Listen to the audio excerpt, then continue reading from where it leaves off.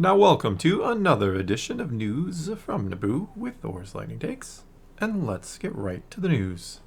Okay, I found an interesting article in Forbes talking about Skeleton Crew, a little bit about its budget, and making some theories about its possible future. I've been very curious to hear the budget, because I don't think we have anywhere yet. Well, already Forbes' article started out by calling it asking if it could survive a bloated budget.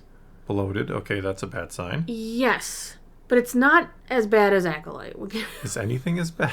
I mean, in terms of budget and maybe other things. I mean, even the person who wrote the article says that he's been enjoying watching Skeleton Crew, saying, you know what, it's more than just Goonies in space. It's something that stands on its own. I think it's, not to derail it already here, but I think that's kind of a disservice to call it Goonies in space. Yes, it likens itself to that. It is similar to that in some respects, but it is actually not just Goonies in space. It's a lot more to it, and it's been very enjoyable. Mm-hmm. But they are worried because the budget and the cost plays a factor in these shows these days. I mean, I think that's what killed the Acolyte ultimately. I mean, you can compare it a little bit, of course, to the Acolyte's budget versus viewership. The Acolyte cost at least $230 million to make. Insane, yeah. And it was one of Disney's lowest viewed Star Wars shows. It was the lowest from the numbers we have, but yeah. Yes. I mean, of course, there's plenty of blame as to why it was watched the way it was watched. And you could say maybe part of it that hurt it was there were no established characters. Not really. They decided to make new characters. I mean, they weren't banking on existing things. To a degree, I'm sure. I always thought it was very odd that this show was really, Jedi versus Sith. We had lightsabers in the marketing. We had, again, Jedi in it, and it was dark side stuff. So I was actually kind of surprised how poorly it did. I mean, you could almost argue that Mandalorian also didn't have any familiar characters, but they were set in a familiar time. Yeah. So that works in its favor, whereas Acolyte jumped the shark there, and they were like, brand new time we're not really familiar with if you don't read the books. Yeah. And brand new characters that you really don't know. Yeah, and if you're a casual fan, you don't really understand where on the timeline you even are. I mean, you may have a vague idea that you're prequels. Yeah. Mando still had the Empire. Yeah, it had stormtroopers and got Baby Yoda. Well, that's the thing. I mean, I think Mando got the benefit of the doubt for being the very first Disney Plus show, like basically releasing with the service. So you had all these people flooding in. Of course, they're going to watch the Star Wars show. Baby Yoda ends episode 1, and there you go. You sunk your hook in, and you had yourself a hit. I mean, Skeleton Crew is taking advantage of being also in the, as you could say, the Skywalker era. It's around the same time as Mandalorian, but these are new characters again. So, does that hurt it? Possibly. I mean, the budget on the show is $136 million. Okay. So, which is about $100 million less than the Acolyte. Yes. It is less, but it is still enormous. That's a lot of money, yeah. It's too early to know the full viewership. The double episode, we know, did not break into Luminate's top 10 streaming list when the Acolyte premiere was at number 7 on Luminate. We've still got a few weeks to know what Nielsen will say. Very curious to see those numbers, because those feel like the most accurate. They do. And what people base their... I mean, I'm sure Disney already knows internally. They obviously know how many people click on whatever on their app or website or service, whatever you want to call it. I mean, as Forbes points out, problem with Disney Star Wars is that everything seems to be expensive, but for some reason the quality doesn't matter.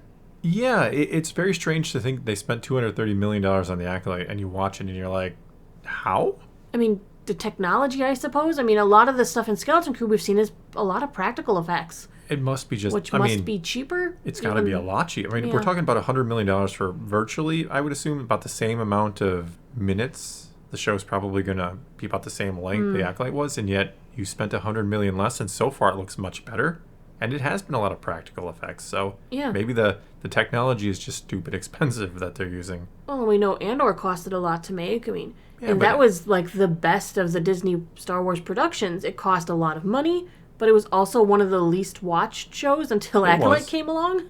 It was the least watched until Acolyte, but it was also the longest. It was 12 episodes. I mean, it's basically 50% longer, and it was a lot of on location. The episodes were longer. It was just a lot more going on. You had more characters, more locations, more everything in that show. So not too surprising that it was expensive. Part of the reason it got a season 2 is because there was a deal made for it ahead of time. Thank that deal. Because otherwise I don't think it would have got a season 2. So rather than waiting for the viewership to bank on the renewal, they already had a guarantee. Yeah. Thank goodness. Disney has said they want to make more TV series that feel like TV series, with episodes that don't feel like chopped up movies and things that run for multiple seasons. You had that with The Mandalorian Season 1, I feel, but I think they did too, but right now, where it stands, The Mandalorian era, maybe, seems to be ending with a movie. Ahsoka is going to have, what, Season 2 that's going to come 3 years after Season 1? Yeah. Andor only has 2 seasons, and let's look at the honest numbers here. Would it have got a Season 2? No, I just said I don't think Andor gets a Season 2 if there's not a deal in place based on those numbers. I mean, Skeleton Crew seems like something that, I mean, they've talked about it a little bit in the interviews, that they could go on and follow through and make more of. They've already talked about ideas about how they would do some time skipping because they're acknowledging the aging of their younger actors. Yeah, we covered that a few days ago in a video, yeah. That they already have some tentative ideas and plans and how they'd handle it. But despite the show being liked, is that enough to overcome the $130 million probably not. budget? Let's be real about it. To keep it going. It would need really good numbers, and I don't think it's gonna. I'm not a knock on the show, but I don't think it's gonna get really good numbers. I think it's gonna get Acolyte numbers. Disney math is a problem. Yeah, though it'll be interesting if the numbers go up, right? Right. If so word of mouth helps it out. Yeah. I mean, Andor is another interesting example. Like I've said before, I'm very curious to see how Andor Season 2 does. Like, what are the numbers? Like, is that going to be a drastic improvement? Because that could be a sign that we could get a second season of Skeleton Crew, because word of mouth on that has been good, like it was with Andor. So it could tell them that, over time, more people are going to come to these shows if the word of mouth is good, making them worth it. I mean, I like to try to compare it to other shows, but I have trouble with that because a lot of them don't release their production budgets. I was trying to compare it to Penguin, but you can't find a production budget for that. I would love to know what that cost, yeah. I feel like that one would be a lot cheaper because it's probably being really grounded in the real world automatically gives you an advantage. Yeah, you're using a lot of real world locations and not a lot of CGI and stuff. I'm very curious as to what Dune Prophecy costs. I'd love to know that one because that one has comparable a lot too, of stuff. It's comparable to Star Wars too, because it's the same kind of... And I've not been hearing the greatest things about it.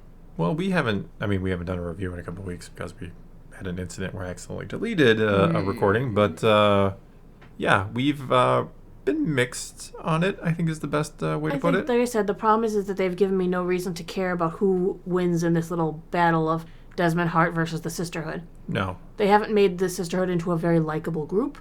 They haven't made Desmond Hart and the Emperor into very likable people either. No, nobody is likable. There's no one for me to cheer for at the moment, and it's rough. And we don't know what is at stake, truly. We don't really feel the stakes either about who, if this side wins or that side wins, where, again, to compare it to Game of Thrones, because people are naturally going to do that, you understood the stakes. There were always stakes, yep. There were characters you genuinely liked and who felt good. The Starks, for example, generally were the good guys. But we don't really have that in Dune. Yeah, it's rough. But let's talk about the Advent calendar. Dun, dun, dun, dun. We've missed a couple days. Here. So first off, 2 days ago now?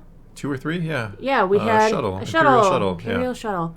Not the best looking minifig. No, none of all these three of these are. were kind of swings and misses, because I believe that is Ahsoka's ship. Yeah, the pancake? Yeah. Why are you giving me all these stupid flat ships? I want things with shape. Yeah, and then I believe that is a Mandalorian gauntlet. I believe. I allegedly. Can't tell. It looks very flat. Yeah. You put it together without me, and you're like, what is this? And I'm like, I think it's a gauntlet. I think that's a Mando ship. I think it's a pancake. Yeah. A little pancake. Not impressed with these 3. I mean, there have been some nice ones. I've really been disappointed in those last few days. Yeah, maybe that's why we haven't shared them. Yeah, maybe. It's not that we forgot. Yeah, still fun to open, but not the best. No. All right, that is going to be all we got for you this time. Now it is your turn. Take to the comments below. Tell us what you think of the Skeleton Crew's budget. Do you think we will see a Season 2? Or do you think the numbers are going to be there?